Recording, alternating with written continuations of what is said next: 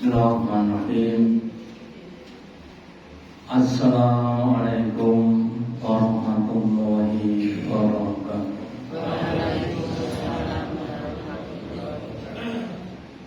Alhamdulillahilladzi atamana bi ni'matil iman wal islam. Asyhadu an la ilaha illallah wahdahu la syarika lah wa asyhadu anna Muhammadan abduhu wa rasuluhu la nabiyya wa la rasula ba'da. Allahumma shalli ala Muhammad wa ala ali Muhammad kama shallaita ala ali Ibrahim innaka Hamidum Majid. Wa barik ala Muhammad wa ala ali Muhammad kama barakta ala ali Ibrahim innaka Hamidum Majid. Qala Allahu ta'ala fi kitabihil karim. A'udzu billahi minasy syaithanir rajim. Ya ayyuhalladzina amanu ittaqullaha haqqa tuqatih wa la tamutunna illa wa antum muslimun. Wa qala Rasulullah sallallahu alaihi wasallam ahabul amali ila Allahi awtamuha wa inkum. Bapak Ibu saudara yang dirahmati Allah, yang pertama dan utama, marilah kita selalu meningkatkan, menambahi kesyukuran kita, keimanan dan ketakwaan kita kepada Allah Ta'ala dengan menjalankan perintah-perintahnya dan menjauhi larangan-larangannya. Juga pentingnya kita membiasakan diri atau kita mengistiqomahi amal-amal kebaikan sampai akhirat kita masing-masing. Kenapa? Karena Nabi bersabda bahwa ahabul amali ilallahi awtama wa inqala. Amal yang dicintai Allah itu adalah amal yang mudawamah, amal yang kontinu, amal yang terus-menerus, amal yang istiqomah meskipun cuma sedikit. Nah, kalau kita mampu dan mau melaksanakan amal yang istiqomah, maka kita akan dicintai oleh Allah Ta'ala. Kalau Allah cinta kepada kita, maka semesta alam, semua makhluk-makhluk akan diperintahkan Allah untuk mencintai kita, dan mereka akan datang kepada kita dengan membawa manfaat-manfaat. Dan semoga Bapak Ibu kita semuanya termasuk hamba-hamba Allah yang bisa istiqomah beribadah sampai akhirat husnul khotimah. Bapak Ibu hadirin yang dirahmati, setelah penciptaan Adam dan Hawa, maka Allah menciptakan manusia dengan berketurunan, diturunkan dari bapak dan ibu atau dari suami dan istri. Kemudian Allah telah menciptakan segalanya berpasang-pasangan, berjodoh-jodoh untuk manusia. Allah akan menjodohkan dengan manusia yang kemudian diawali dengan adanya bibit-bibit cinta yang ada dalam hati mereka. Dan cinta-cinta itu bisa abadi sampai di surga atau akhirat, tapi ada yang terputus di antara surga dengan neraka, yaitu bagi mereka-mereka suami istri yang sama-sama beriman, maka cintanya akan bisa abadi sampai masuk ke dalam surga. Sebaliknya di antara mereka yang suami dari beda keyakinan, yang satu iman, yang satu kafir, maka cinta mereka akan terputus di antara surga dengan neraka. Yang satu masuk surga, yang satu masuk neraka. yang berilmu sholat yang akan masuk neraka. Makanya mari kita usahakan untuk kita bisa mempunyai jodoh-jodoh yang seiman. Semoga kemudian bisa menjadi jodoh kita di dunia sampai besok di akhirat. Kita awali bahwa setiap orang utamanya pada waktu itu diberi rasa senang, diberi rasa cinta kepada seorang perempuan. Allah firmankan di dalam surah Al-Imran ayat 18, Zuyyina linnasi, dihias-hiasi manusia, bimakna para lelaki, para bapak-bapak. Apa biasanya? Hubbus syahawati minan nisa, rasa senang yang sangat kepada perempuan. Dan setiap laki-laki yang normal itu pasti senang dengan wanita. Kecuali kalau enggak normal ya, kalau normal juga kan ya laki-laki senang kepada wanita dan seterusnya kan. Ya. Lah senangnya itu kemudian harus dilaksanakan sesuai dengan syariat Allah, supaya menekan berbagai macam kemaslahatan. Jangan sampai cintanya kemudian dilampiaskan dengan cara-cara yang tidak dituntunkan. Jadi ada beberapa orang terkenal, namanya para pemain sepak bola, udah punya anak 3 tapi belum punya istri. Enten lho Pak. Anake 5 ini belum bojo, lah kok ngerti? Itu selingkuhannya itu dan sebagainya ya. Jadi Ronaldo ya saya itu belum punya istri tapi sudah punya beberapa ya.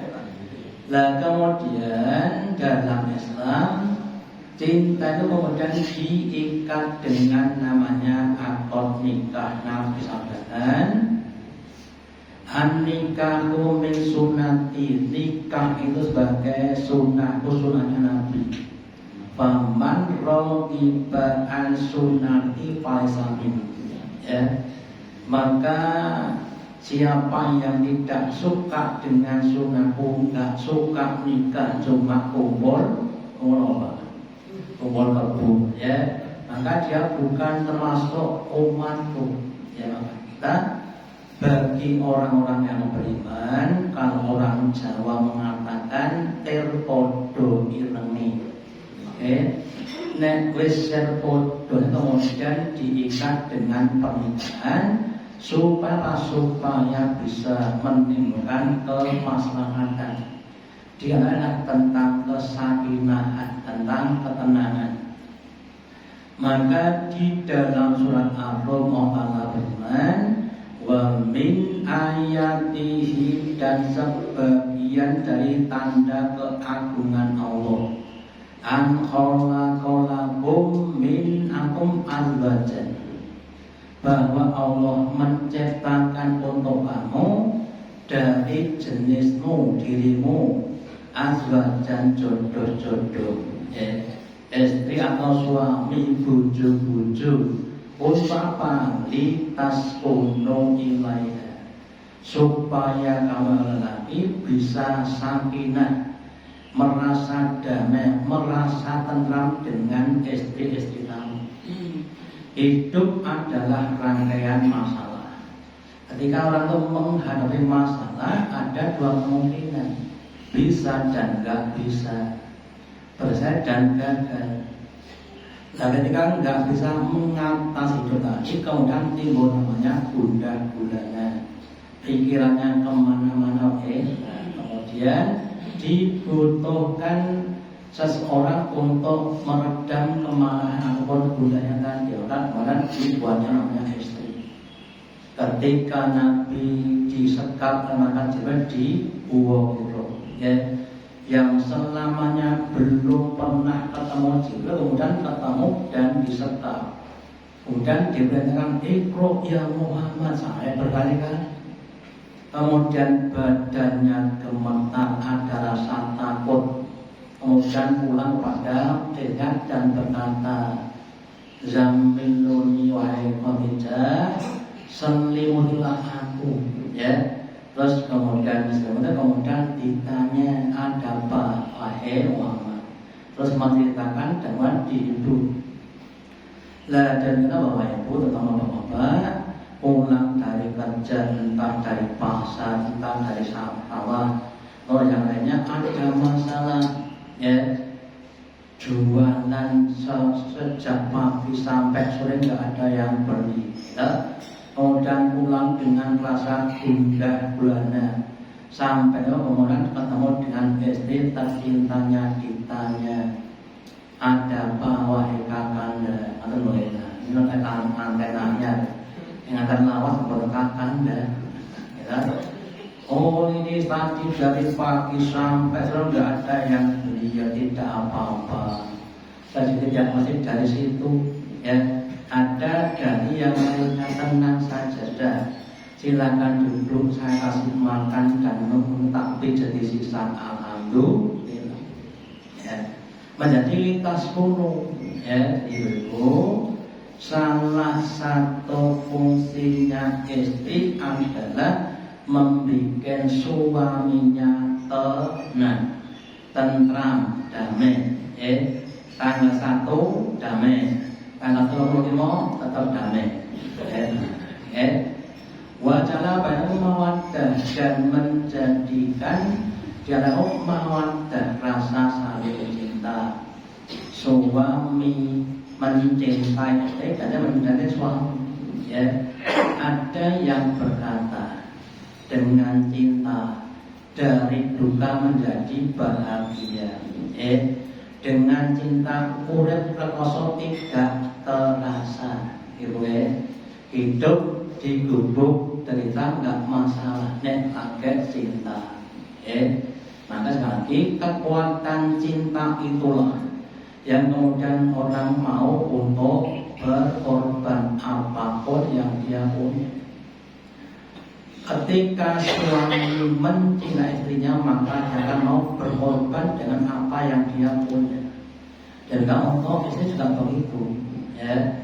Wa rahmah dan Allah juga berikan rahmat belas kasihnya sampai untuk memaafkan kekurangan masing-masing. Suami memaafkan kekurangan istrinya. Wah bojo ini olah-olah kapatek dengan yo dimaafkan. Nek asin-asin banget, nek legi-legi banget goreng tak ora tau penerangan gitu contoh mawon mboten apa contoh saja. Itu tidak memaafkan kekurangan suami. Ya namanya manusia itu banyak aja ya. Inna fi dzalika semacam itu lahir di bawah itu merupakan tanda-tanda bagi orang-orang yang bisa berpikir. Kenapa? Yang namanya itu kan bukan siapa-siapa. Bahkan nggak pernah kenal orang luar. Bahkan ada yang nikahnya antar bangsa. Yang suami orang Eropa, istrinya orang Indonesia, atau sebaliknya. Kemudian menjadi orang yang paling dekat melebihi saudaranya. Itu kalau tidak itu nggak bisa mendekatkan cinta-cinta yang semula jauh kemudian didekatkan dan itu tidak bisa adalah orang. Jadi itu mari kita usahakan semakin mensyukuri nikmat cinta yang ada pada kita sehingga akan ditambah cintanya kepada jodoh kita. Semakin sepuh saja semakin cinta. Gitu ya. Gimana? Semakin sepuh semakin cinta mau semakin banyak cinta. Kalau yang dipertimbangkan bisnya semakin sepuh semakin banyak cinta. Opo. Pendek berubah itu kasih lain. Odo kowe dewan ganteng sak desa, gitu. Saniki napa tetapi kalau didasarkan dengan iman, Allah akan semakin tumbuhkan bibit-bibit cinta tadi. Sehingga kalau dalam kita itu seperti orang yang main badminton tandemnya atau kita mau temannya itu akan semakin memahami kekurangan dan kelebihan tadi, ya. Sehingga semakin sepuh justru semakin sayang kepada saudara tadi, ya. Terus kemudian Bapak Ibu, supaya timbul keluarga yang sakinah, suami istri saling untuk maka ketika menikah kita harus memilih dasar-dasar yang benar. Jangan sampai pakai dasar yang salah. Maka Nabi sabdakan bahwa perempuan itu dinikahi karena ada 4 perkara. Nabi bersabda, tungkahul mar'atu li arba'in. Dinikahi wanita itu karena 4 perkara. Yang pertama, liha, ya, karena hartanya. Calon istri ternyata anaknya konglomerat, uangnya sahar-harat, ya, bukan hartanya. Wali hasabiha, dan yang adalah karena keturunannya, termasuk keturunan ningrat, ya, ningrat atau ningratan, darahnya darah biru bukan darah kuning. Wali jamaliha, dan yang ketiga adalah karena kecantikannya, seperti bidadari yang turun dari kayangan. Yang kedua wali diniha, dan yang ketiga karena agamanya, sama-sama beriman, sama-sama orang-orang yang takwa kepada Allah. Kemudian Nabi SAW fatwa bidzati, maka pilihlah yang mempunyai agama. Orangnya kaya nggak apa-apa, cantik nggak masalah. Anak orang terkenal belum temu nopo-nopo, sing penting agamane ape, gitu lah. Saya siji orang gelem. Lah kalau orang itu maaf saja hanya mempertimbangkan timbangan yang non agama tadi, entah kata hartanya, ya, atau kata lain, itu akan menjadikan talibat yang datang, membuat kamu jadi susah, ya. Ada banyak contoh-contoh yang maaf saja ketika orang itu mempertimbangkan non agama sebagai pertimbangan dalam menikah. Banyak saya katakan Bapak Ibu, namanya selebritis, ya, yang nikah kalah gara-gara ya cuma hartanya, ya, berumur 2 tahun kandas, 5 tahun kandas lagi, ya, atau yang lainnya, ya. Maka kemudian ada yang memberikan suatu gambaran, kecantikan itu bagaikan angka 0. Harta juga seperti angka 0, ya, asal juga begitu. Jadi kalau ada 3 angka 0, namanya ya 0, bukan tidak ada nilainya. Tetapi kalau dikasih angka 1, 2, 3, ya, angka seperti itu, maka akan lebih berharga. Agamanya bagus, ya, kemudian cantik, 2 dan 0, 20, ya, 5 dan 0, ya 50. Tambah 1 lagi sudah cantik kayak alhamdulillah jadi 500, ya. Anaknya orang enak jadi 5.000. Jadi 0 itu akan bernilai kalau di depannya ada angka yang tidak 0. Kecantikan, harta benda yang melimpah ruah, keturunan yang akan bernilai kalau disertai dengan keimanan. Contohnya siapa? Contohnya Khadijah dan Nabi Muhammad SAW.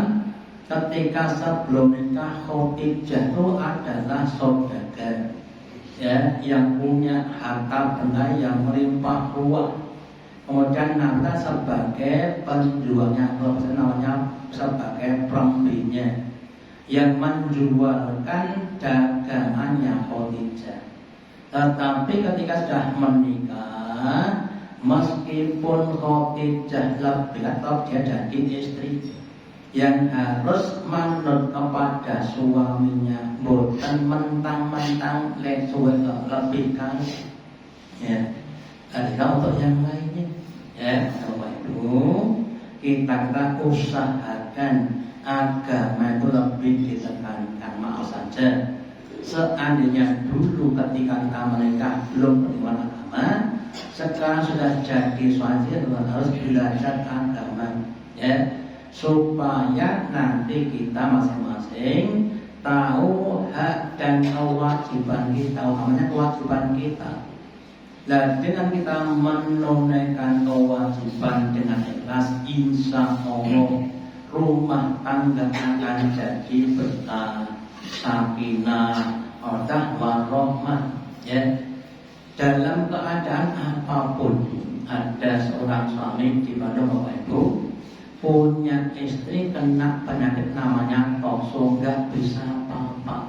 Ya, terus istrinya berkata pada suaminya, oleh suamiku, ceraikanlah saya, carilah istri yang lainnya supaya kamu bisa berketurunan.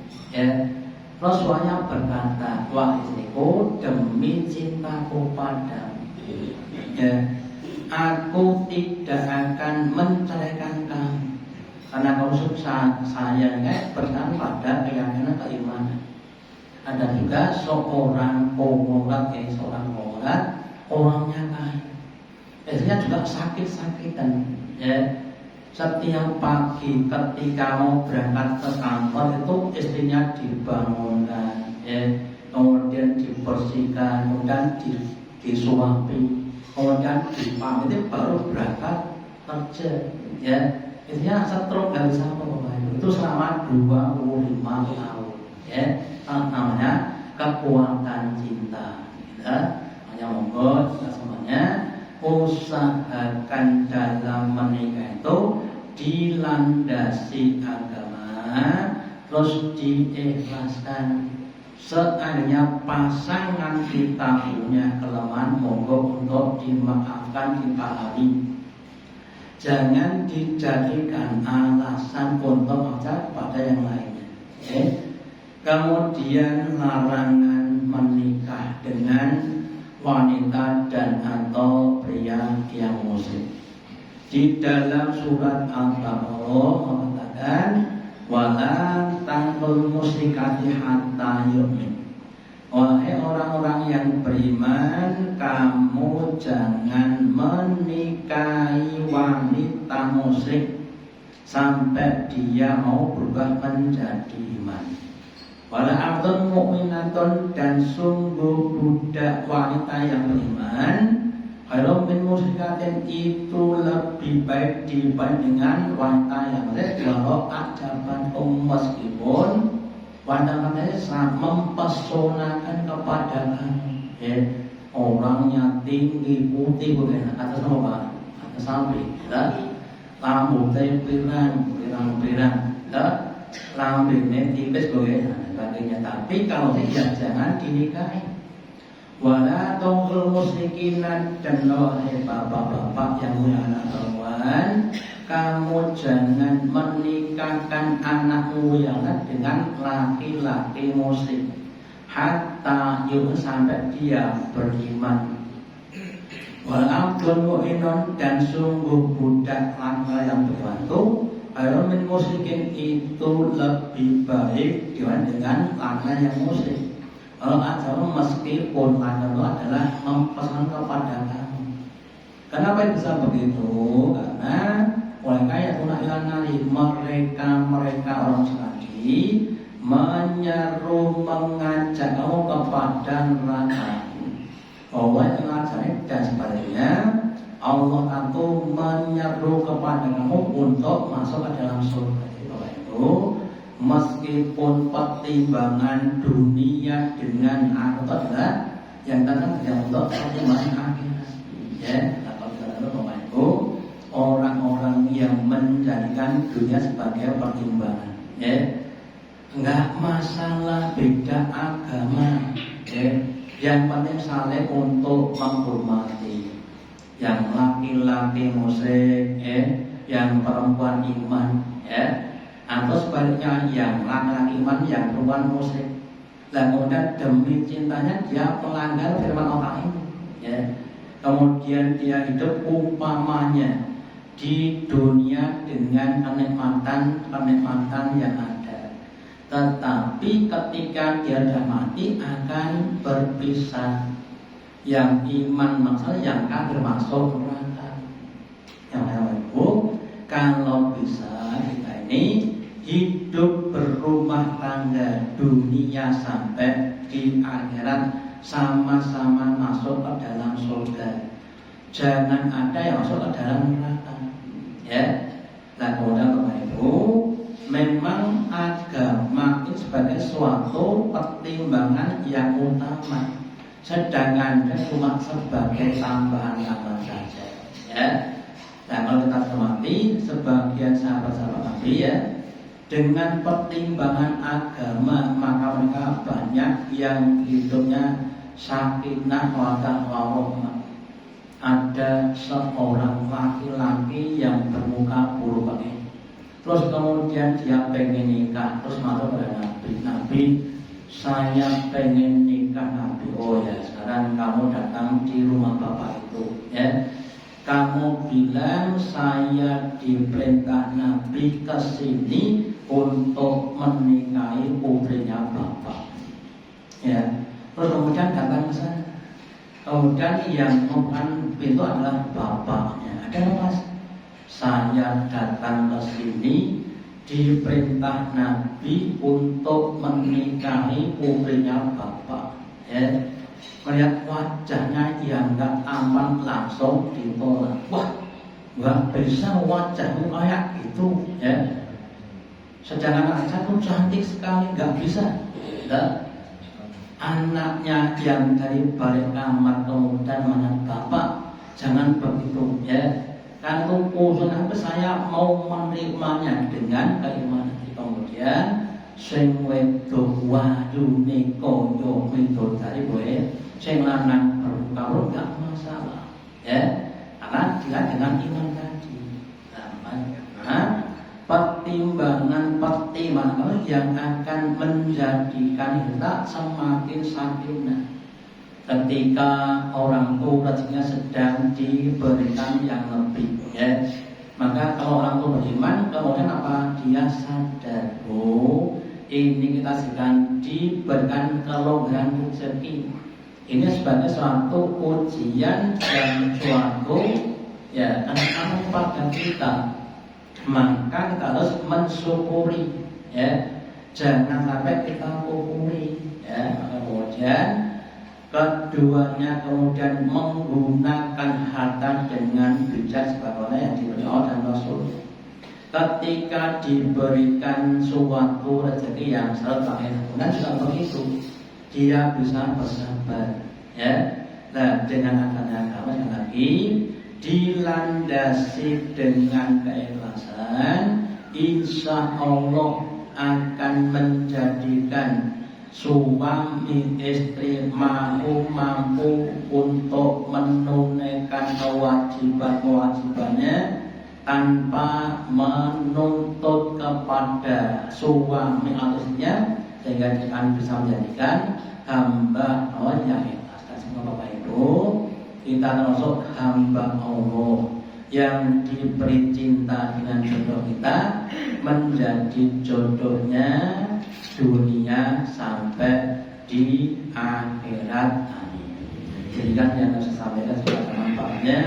Allahumma taqabbal minna innaka antas samiul alim wa tub alaina innaka antar rahim.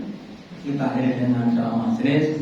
Subhanahu wa bihamdika asyhadu an la ilaha illa anta astaghfiruka wa atubu ilaik. Wassalamu